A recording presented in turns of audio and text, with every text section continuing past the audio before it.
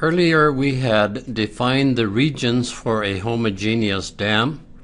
Now we are going to create the material properties.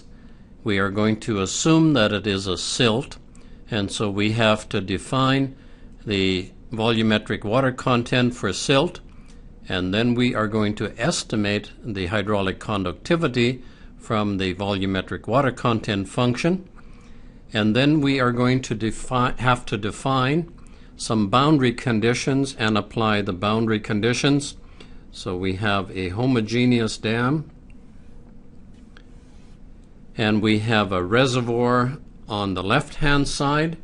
So we are going to have to define a boundary condition on the upstream face, and then we are going to have to define a boundary condition on the downstream face, and look at the results and show you how to interpret the results.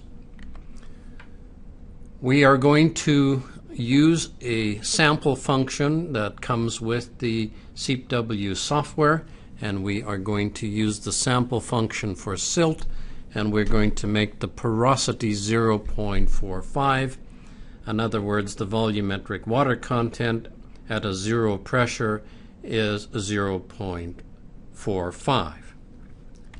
Then we are going to estimate the conductivity function, and we're going to say that the saturated hydraulic conductivity is 1 times 10 to the minus 5 meters per second. Going to GeoStudio, then we will open up SEEP 04.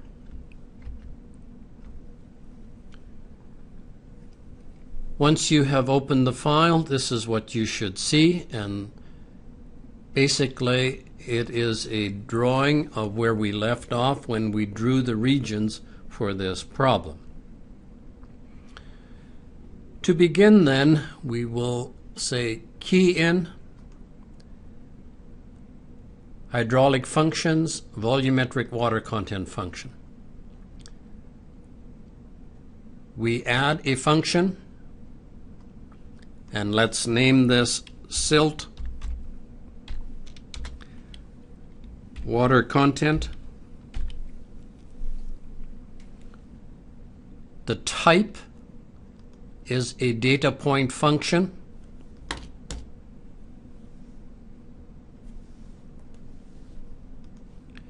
The type is a data point function.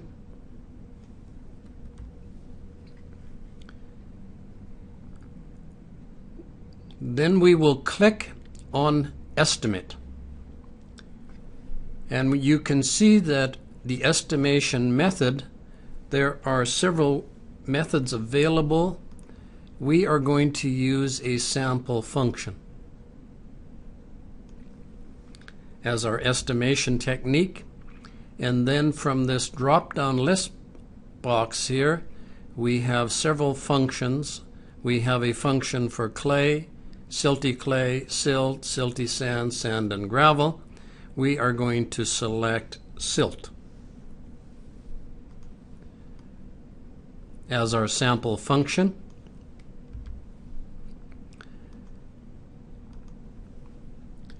And our saturated water content, we said, was 0.45.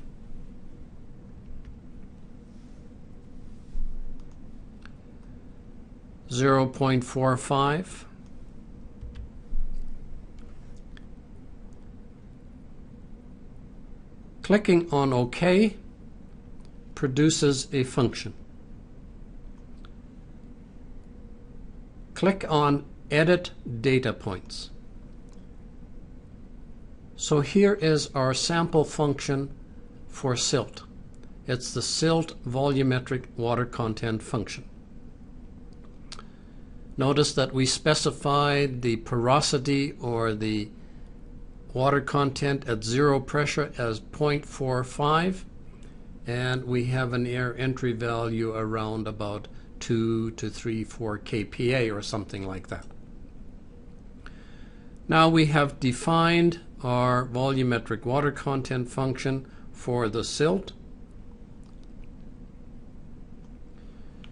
Next, key in hydraulic functions, hydraulic conductivity function.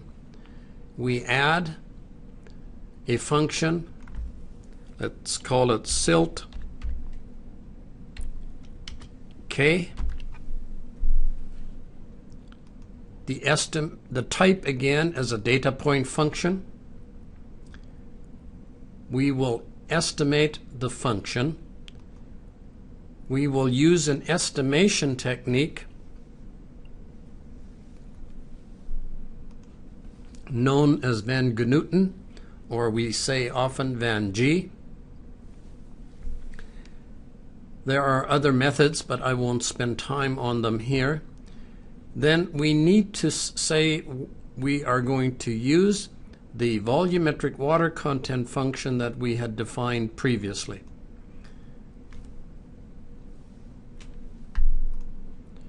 This is the volumetric water content function we had defined previously. Our saturated conductivity is 1E minus 5. And the residual water content is generally about 10% of the saturated water content. In this case, let's say it's 0.05. It's very close to 10% of the saturated water content. Clicking on OK. Once again, we are in an arithmetic scale. Click on Edit Data Points. And here is our hydraulic conductivity function for the silt. And we have estimated this function from the water content function. Next, click on key N, Materials. We have to create a material by clicking on Add, naming the material dam silt. And now we have to select a material model. We expect to have an unsaturated zone, and therefore we need to select a model that includes saturated, unsaturated flow.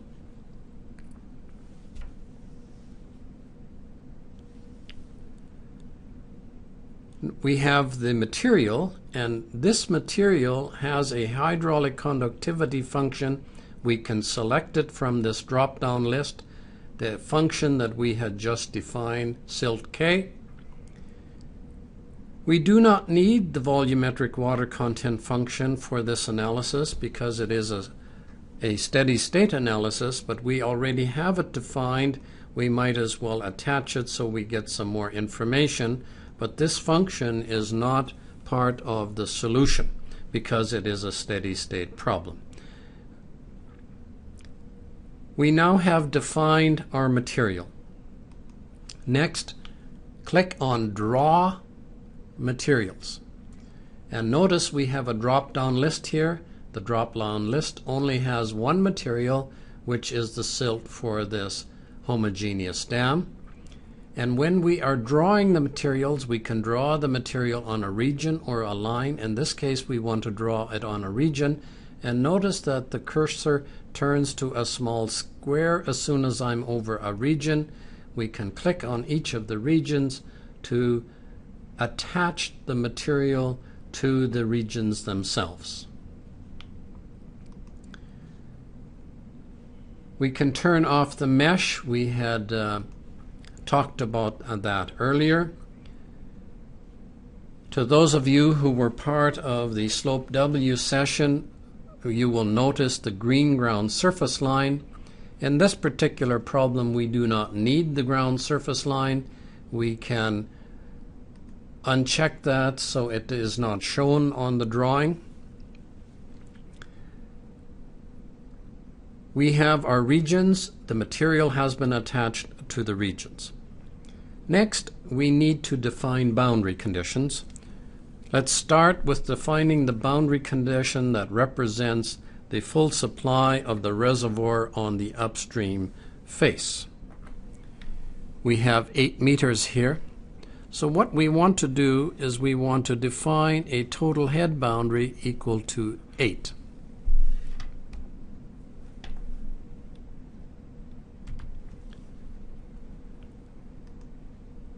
say key in boundary conditions.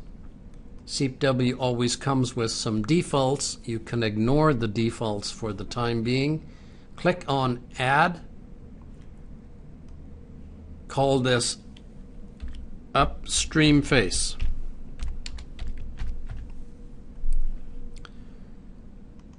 It's a total head type boundary condition. It will be a constant, and the action is 8 meters. We can select a different color. Let's select a green or whatever color you prefer. The next step, after defining the boundary condition, we can define it on the edge of the region. We say draw boundary conditions. From our drop-down list, we have an upstream boundary condition. We are going to apply the boundary condition to a line.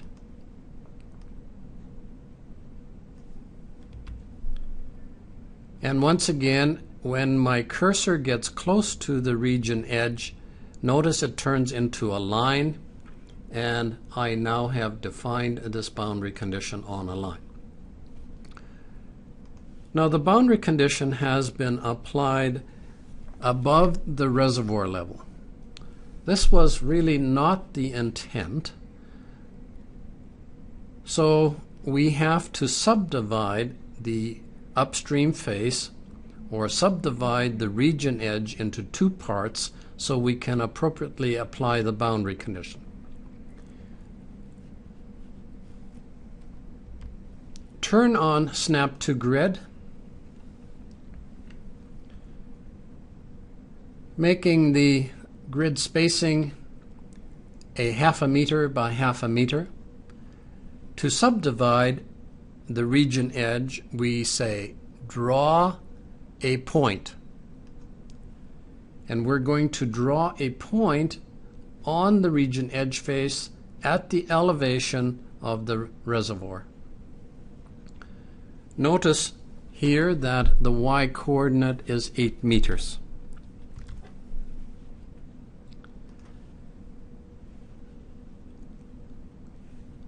Sorry about that. Draw points, I will repeat it. And I right mouse click. Let's turn off the boundary conditions, and we now see we have a point here. Displaying the boundary conditions again, I can remove the applied boundary conditions on the upper portion of the region edge by draw boundary conditions, remove, and when I click on this portion of the region edge, I remove the boundary condition. So I had to subdivide the upstream region edge so that I could apply the boundary condition only where the reservoir contacts the dam. Turning off Snap to Grid, I need to do one other thing, and that is to say something about the downstream face.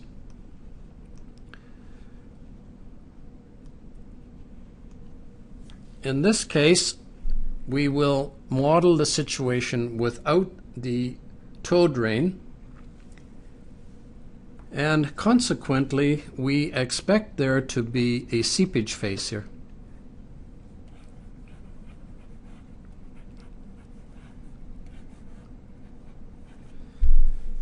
The line of zero pore pressure will come in here something like this and then come asymptotic to the downstream face. My problem is I don't know what the size of the face is. And consequently, I cannot specify a head because I don't know the size, and I cannot specify the flux because I don't know the size of the seepage face. I don't know how to subdivide the seepage face to apply an appropriate boundary condition. So SEEP-W has a special type of boundary condition where we say the flow is zero, but it will be a potential seepage face. Say draw boundary conditions, key in, we have already by default given you a potential seepage face boundary condition. Now this is incredibly important here. Notice that a potential seepage face is a total flux boundary. The total flux in this case is 0. However, we have checked this option here. It says to SEEP W, you iterate and flip back and forth between Q and H until you find the proper size of the seepage face. So SEEP W goes round and round and goes through several iterations to find the proper size of the seepage face. In order to do that, we have to click on this option here, Potential Seepage Face Review.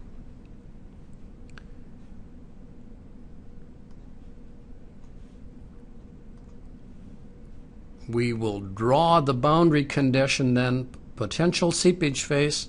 We'll draw it on the downstream face.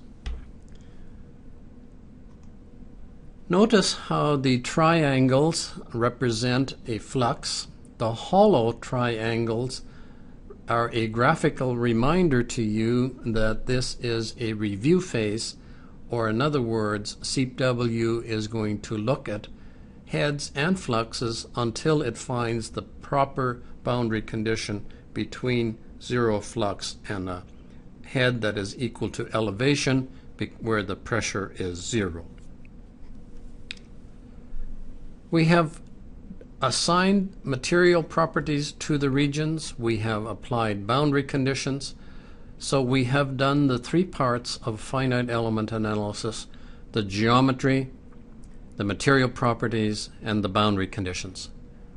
Clicking on our Verify button then, the verification says there's 0 errors, 0 warnings.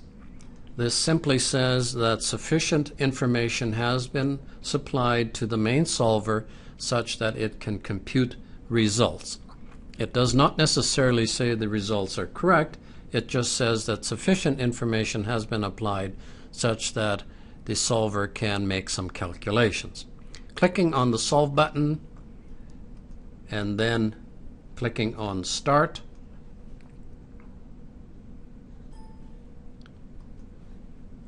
we have solved for the solution. Clicking on the Results view, we have computed a line which is not a flow line, but it is a line of 0 pressure. And there are several things to highlight here. First of all, we have computed a seepage face. If you go View Results Information,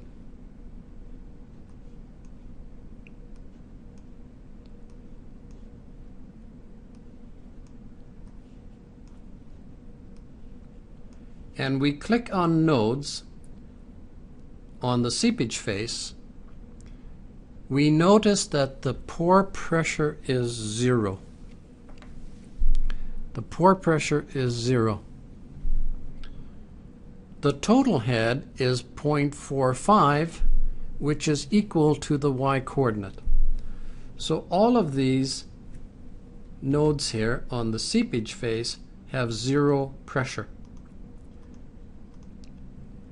Now we get to a point that is above the seepage face, and the pore pressure now is negative. However, the water flux is now 0. So SEEP W has determined the required size of the seepage face. We can get an appreciation of the flow by looking at flow vectors.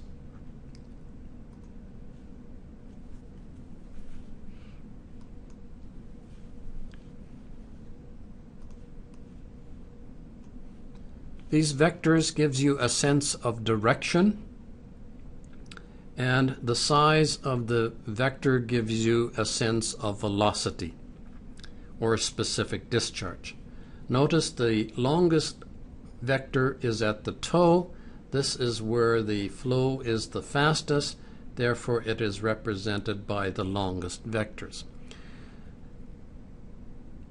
The vectors are not scaled, they are just scaled relative to the fastest to the lowest. Notice that there is very little flow up in the upstream corner here, almost no flow at all.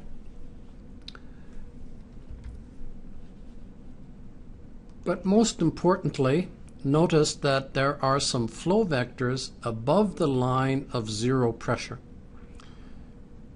And as in our paper experiments, the flow above the zero pressure line here represents flow in the capillary zone.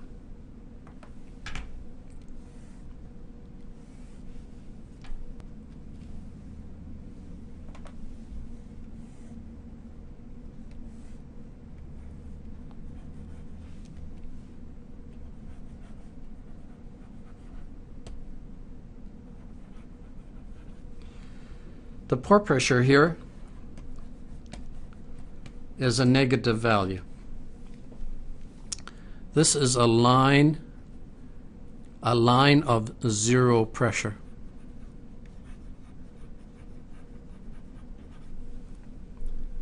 Contrary to flow net construction, it is not a flow line. It is simply a contour where the pore pressure is zero.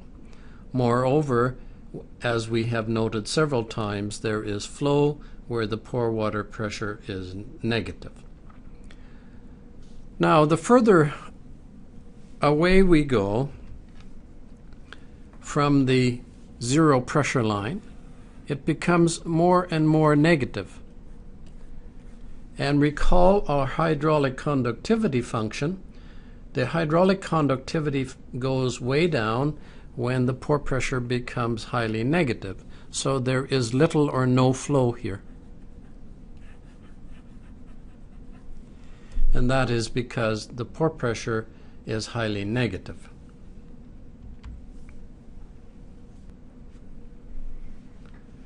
Let's turn off our flow vectors and draw contours.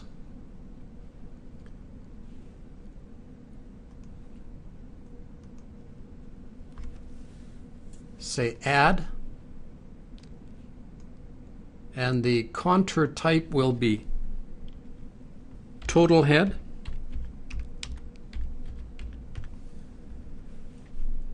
we are in the pore pressure category, and the parameter is total head.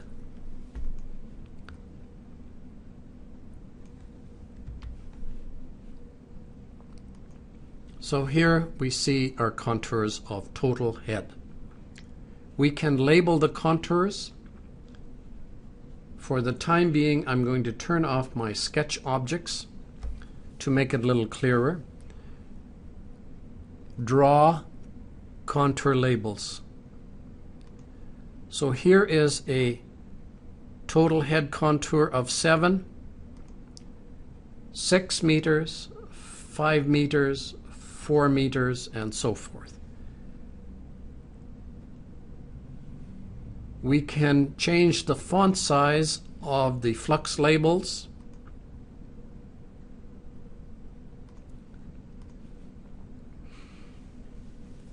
If you do not like where the labels are, they can be removed by clicking on a second time, draw, contour, labels.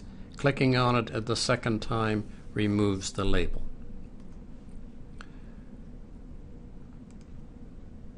Now, total head contours are the equivalent of equal potential lines.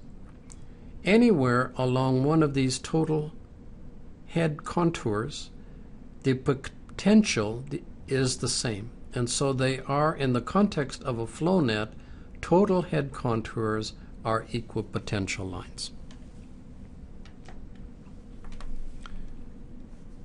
Total head equivalent to equal potential lines.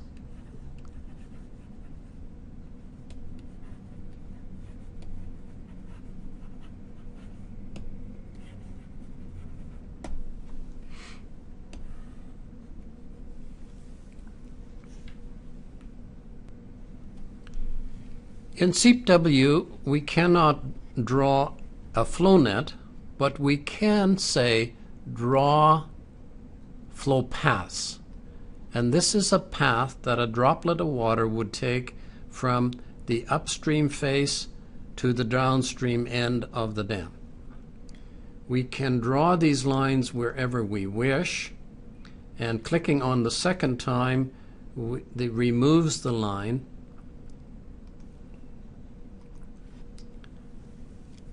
And so this is a line where a droplet of water would start from the reservoir, travel through the dam, and exit on the downstream face. Notice that the flow lines are perpendicular to the equipotential lines.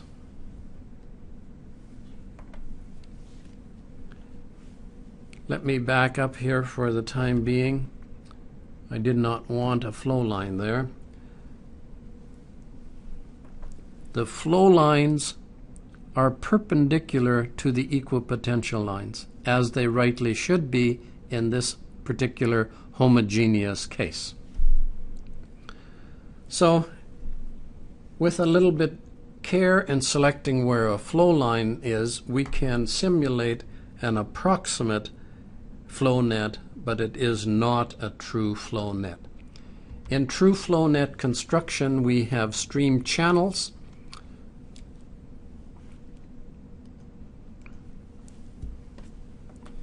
These are flow channels in a flow net construction.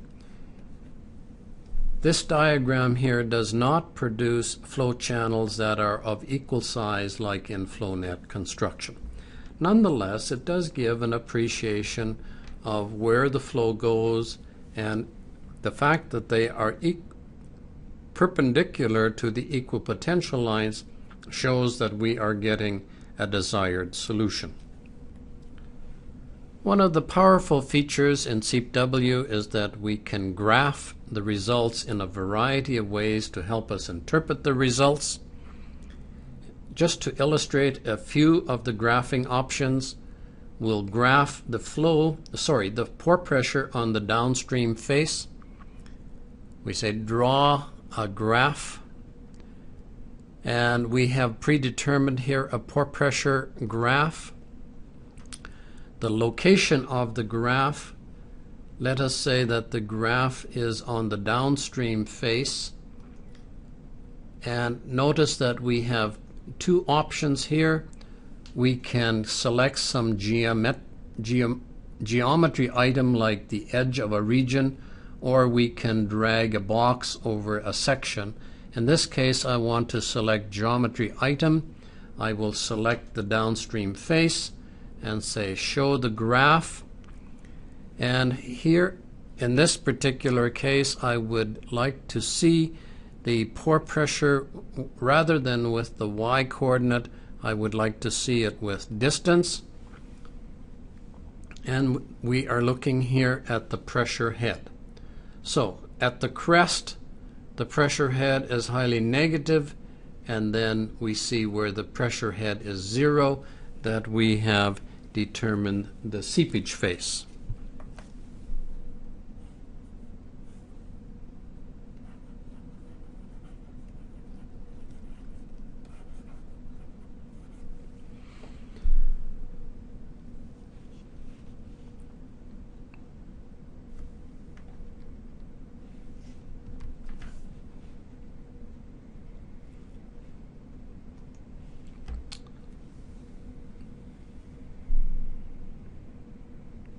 Once again, I want to draw your attention to View Results Information.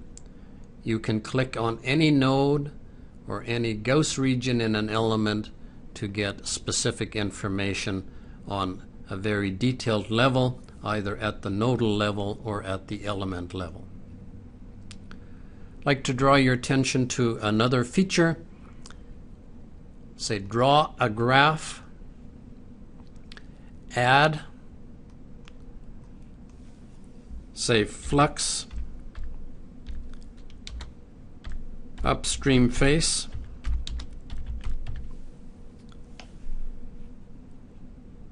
Our category is water flow. And the subtitle is water flux. We select this versus time. We don't really have time here, but this is a trick that we can pull if we say versus time.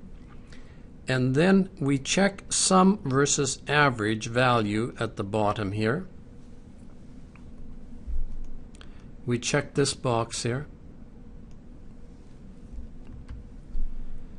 And then set the location as a geometry item on this edge. The upstream face, show a graph. We see that we have one value here. And the value is 1.2 times 10 to the minus 5 cubic meters per second. This is the flow into the dam from the reservoir. Recall from our conceptualization that we had suggested that the flow should be very close to 2 times 10 to the minus 5. Indeed, it's not quite as high, but very close. 1.2 times 10 to the minus 5 cubic meters per second. We are going to come back and look at flux in another way, but that is one way to do it through the graphing function. So we have shown equal potential lines, which are total head contours, how to draw flow lines, how to graph certain parameters, how to look at flow vectors, and how to look at nodal boundary flux.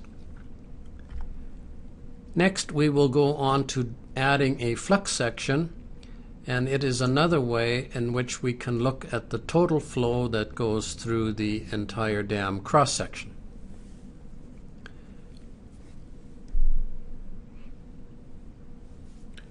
Returning then to GeoStudio,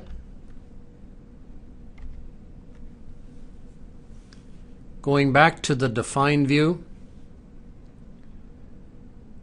we say draw flux section. We'll draw one flux section. When we click OK, the cursor turns to a plus sign. The flux section should start outside of the cross section and end outside the cross section. Clicking the right mouse button completes the flux section. For illustrative purposes, let us draw another flux section. Draw flux section number 2. Click OK, and the flux section does not need to be a straight line. It can be a broken line. So now we have 2 flux sections. Reanalyzing the problem.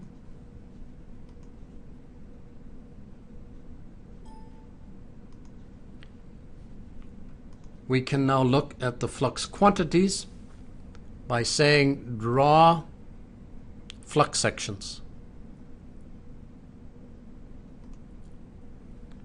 Sorry, first of all, we need to go to the results view.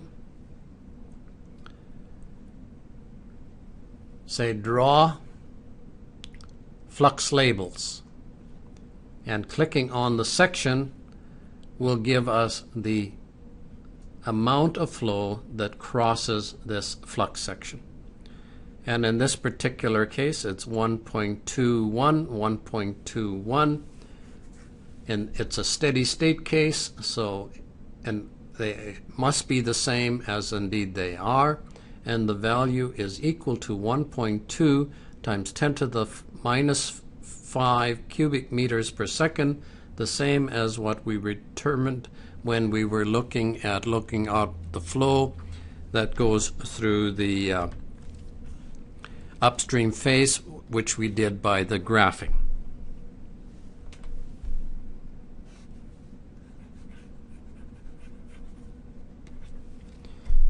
So there is another way to determine the amount of flow that goes through this homogeneous dam cross-section. Now we will go on and modify the cross-section so that we can simulate the effect of an under tow drain.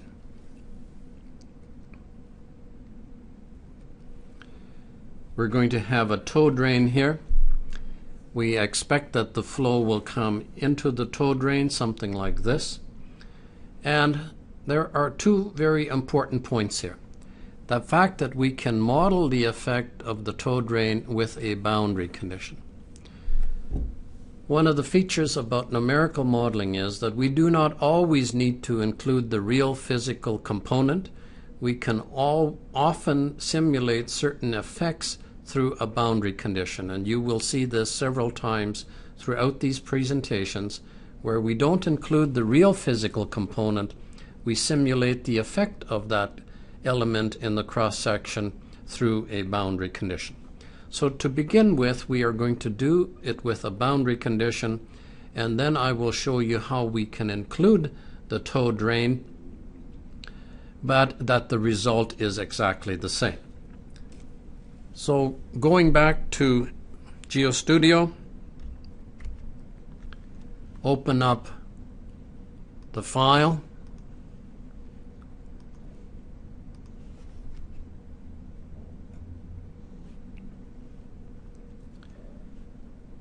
Turn off the icon that shows the flux section, and this is where we had left off in the previous example. Now we want to simulate the effect of the tow drain here. So the first thing, say, draw boundary condition.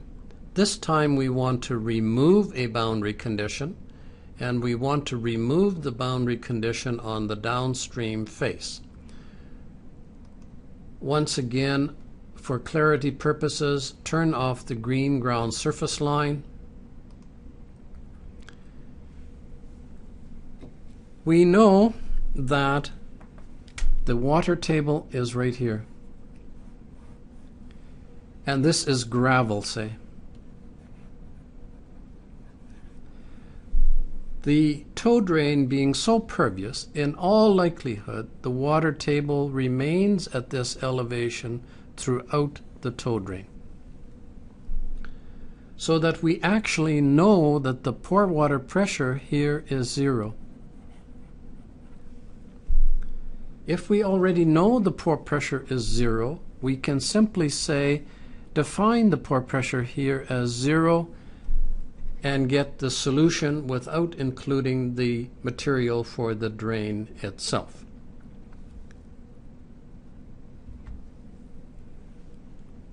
So we say draw a boundary condition, and notice that we had by default a 0 pressure boundary condition. We want to apply the boundary condition to a line, and we apply it to the line. And once again, we need to subdivide our region edge so that we can apply this boundary condition only over the extent of the tow drain. Click on Remove the boundary condition. Turn on Snap to Grid. Draw points. Drawing a point at the edge of the tow drain at 40 meters.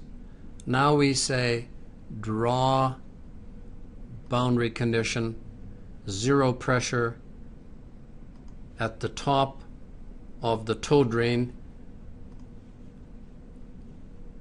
and we now have simulated the effect of the tow drain. Click on Verify.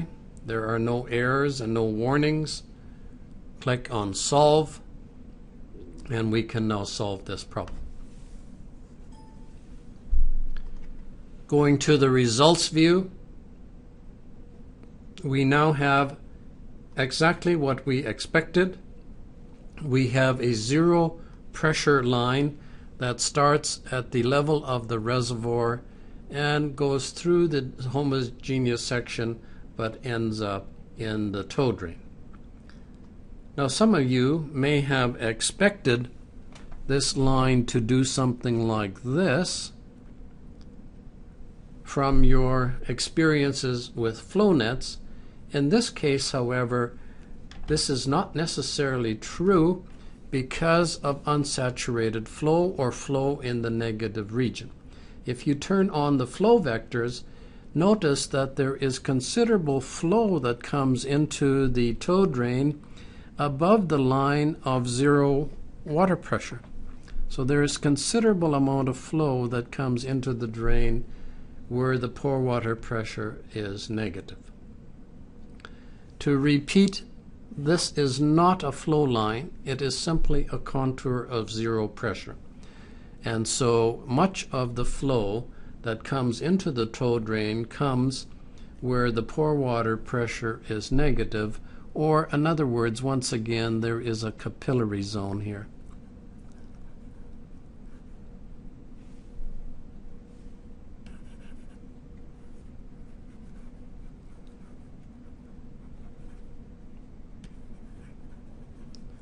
And we saw earlier in our paper experiments how we can get flow even though we have negative pore water pressures.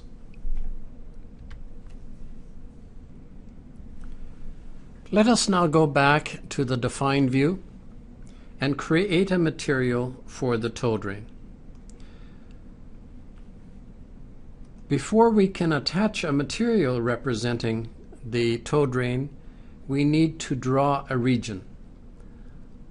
I'll turn off my boundary conditions and I will say draw regions, and I'm going to draw a region that represents the tow drain.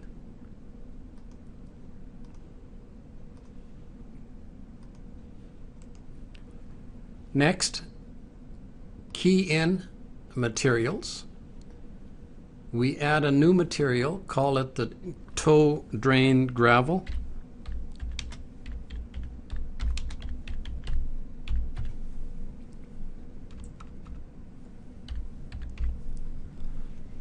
In this particular case, we know that the gravel will always remain saturated, so we do not need to define a function.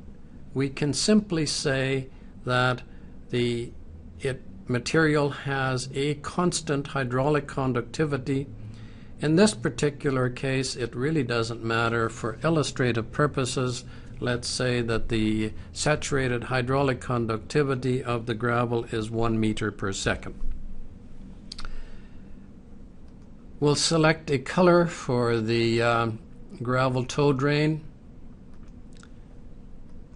Then we can say draw materials. Now we have two materials in our drop-down list, selecting the tow drain gravel and moving over the tow drain region. Now, with our boundary conditions, we know that the total head everywhere in the gravel is equal to 0. Or say draw boundary condition. We need a new boundary condition. Say add tow drain, and the total head in the tow drain everywhere is 0.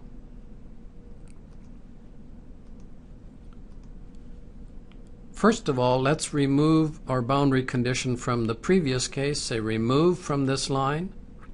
Now assign a tow drain boundary condition. This time we are going to assign it to a region. Moving over the region, we now have defined the boundary condition in the tow drain, and clicking on solve, we can reanalyze the problem.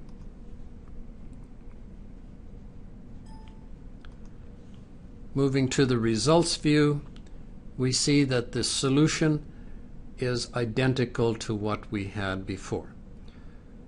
We have now included the tow drain, but we could have modeled the tow drain with a boundary condition, a very important concept in numerical modeling.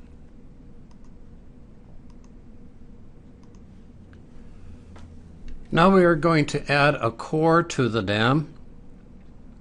First of all, we're going to create a core where the hydraulic conductivity is 10 times less than the upstream shell and downstream shell.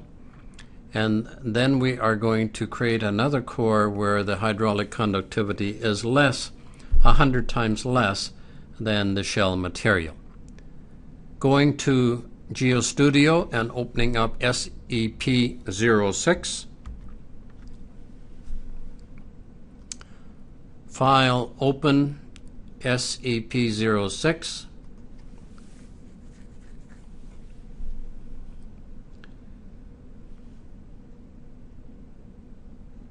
We have, in essence, the solution as to where we left off previously, but now we want to add a core to the cross-section.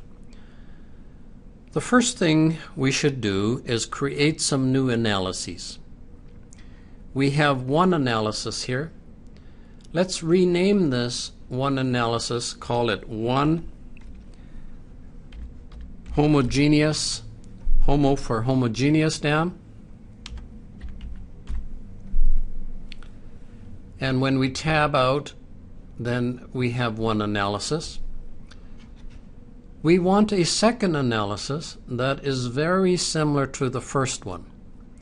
We can say clone this analysis, and let's rename it number 2 with core 10 times less. Let's create a third analysis and clone it again. This time it's number 3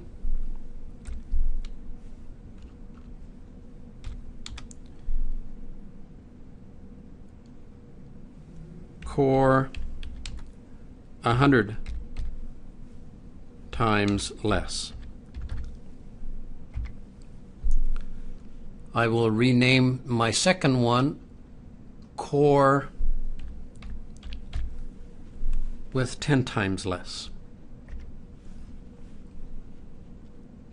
So now we have 3 analyses, and we have introduced you to how to create additional analyses.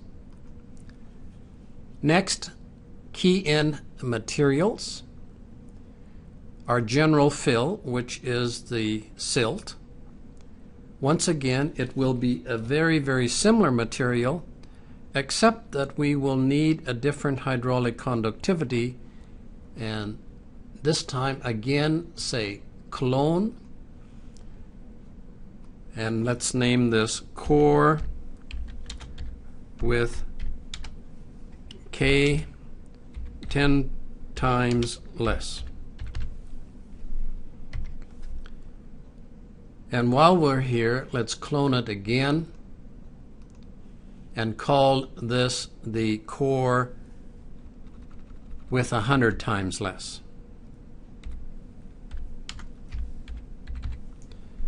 And select some other shade of color other than green. Perhaps this color here.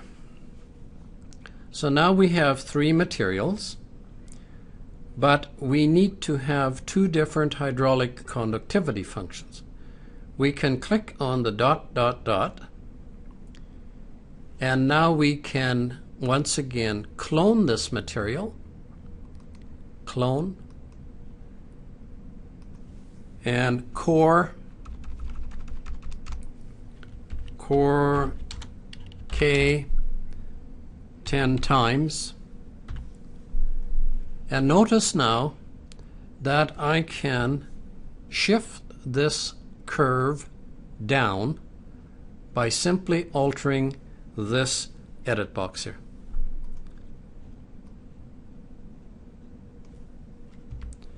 When I type in here 1e minus 6, notice how the entire curve gets shifted down 1 order of magnitude. That's not very good. I meant 1e minus 6. And so now we have a saturated hydraulic conductivity of 1e minus 6. Cloning this material again, we get a third material that is 100 times less. And once again, what I want to do is shift the curve down one order of magnitude, 1e minus 7, and now the entire curve should just simply shift down one order of magnitude, as it properly does. So it's 1e to the minus 7. We now have three curves, 1e minus 5, 1e minus 6, 1e minus 7. Once again, if you hold down the control key, you can look at all three functions at the same time. So what we have done here is we have created three different functions. They all have the same shape, but the saturated hydraulic conductivity is different for each of the cases. We have three materials. For our three analysis, we have the homogeneous case. We have the second analysis with 10 times less, and we say draw materials. From our drop-down list, choose number 2, the light green material, and attach it to the core. Then go to the third analysis and say draw materials, and select our third material and attach it to the core. And here is where the power of the GeoStudio system really begins to shine, and that we have done three analyses. Each analysis has a different property for the core material. As the rule is that the geometry is the same and the meshing is the same for all analyses, but boundary conditions and material properties can be different for each analysis. Another new feature then, when we go to the Solve window, notice that all three analyses have not been solved. I can right-click and say Select All. And what SEEP-W now will do is analyze all three cases one after the other.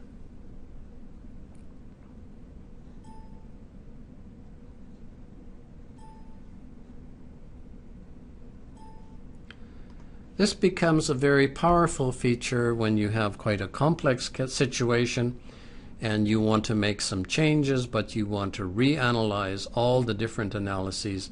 You can select them all, go for coffee, hit the run button and go for coffee, and it'll be done when you're back. Now, looking at the results view, we are looking at the homogeneous case, which we looked at before. I'm going to turn off my flux section, turn off some boundary conditions here, and turn off my sketch objects.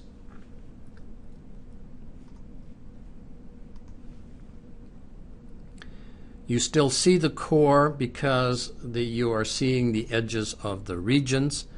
Now we can say draw contours, and notice here in the tool bar that we are contouring total head. We have turned on total head. We can turn off the contours themselves and just look at the shading, or we can look at the contours without the shading. So here's our homogeneous case.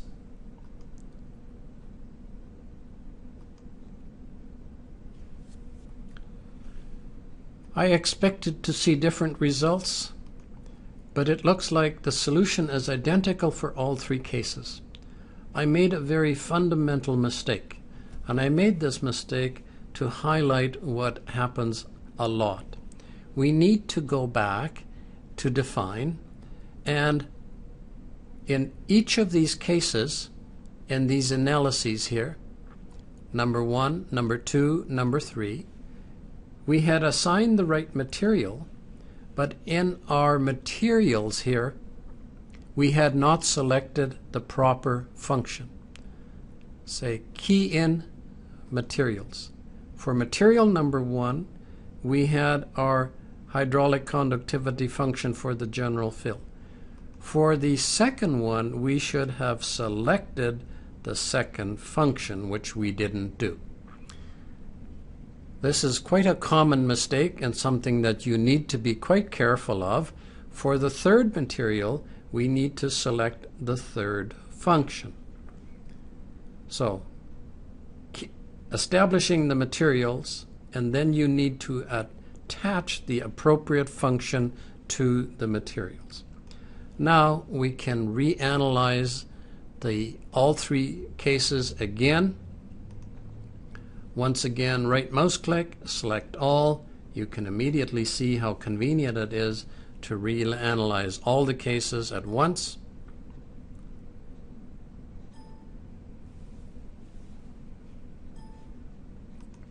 And now when we go to the results view, we have for the homogeneous case exactly where we left off previously, but now notice when the core is less permeable, or the hydraulic conductivity of the core is less than the shell material, then more of the head gets dissipated with the flow through the core.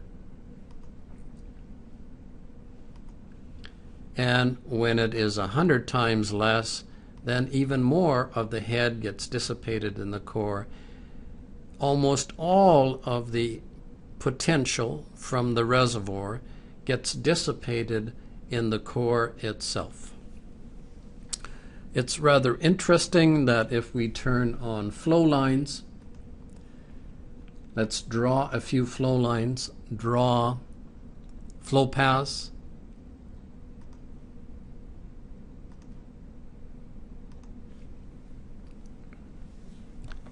Once again, notice how the flow paths are perpendicular to the equipotential lines. This is true both in the saturated and in the unsaturated zone.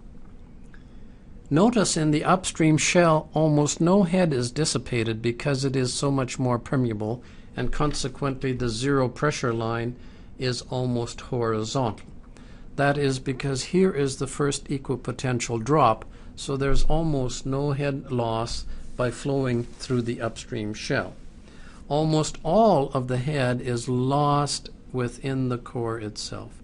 Very little of the head gets lost by flow in the downstream shell. This brings up an important point, that when we have material contrast, even one order of magnitude has a very significant effect on the flow regime. In this particular case, we have 2 orders of magnitude difference, and we see that the core almost completely dominates the loss of the potential from the reservoir, or all of the energy is lost by flow through the core. So you can see how easy it is to analyze various cases all within the same file simply by establishing different material properties, creating more than one analysis, and then assigning different properties to the various analyses. And this is one of the powerful features of GeoStudio in general, and in particular for all the finite element analyses. Now I want to draw your attention to the effect of the core and the flow lines, which we have already looked at. Once again, we see there is an awful lot of flow in the unsaturated zone. And here are flow lines in the unsat zone. And once again, the flow lines are perpendicular to the equipotential lines. But one of my reasons for bringing this up is that this illustrates why we do not concentrate on flow nets. It would be nearly impossible to create a flow net for a situation like this, and the reason for this is that because the hydraulic conductivity is a function of pore pressure, and the pore pressure changes a lot. Every element in the negative pore pressure zone has a different conductivity, and you know that when we draw flow nets, we have to scale drawings to match the contrast and hydraulic conductivities. In this case, where every element has a different hydraulic conductivity, it would be nearly impossible to draw a flow net. So this is one of the reasons why we do not draw flow nets, because they are only possible in very unique situations, usually only in homogeneous situations. Now, there is a tendency when people start using SEEP-W to say that I don't understand anything about unsaturated flow, and all I want to do is to do a very simple analysis, and therefore I will simply assign my material a constant hydraulic conductivity rather than specifying a function. In essence, what is being said is that I will have a horizontal function. So this is minus plus pore pressure conductivity, and what we are saying is that we will have no function at all. It will be a constant value.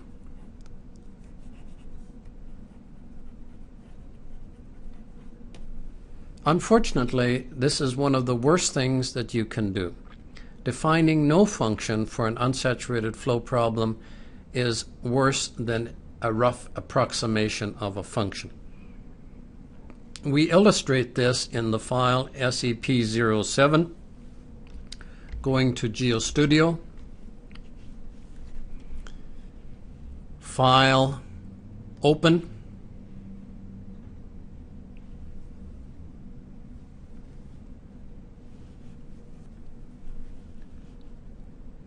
SEEP07.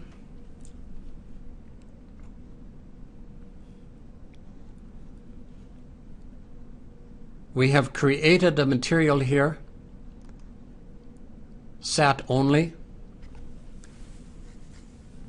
We have selected SAT only, so we don't need to define a function, and given it a saturated hydraulic conductivity of 1 e to the minus 5 meters per second.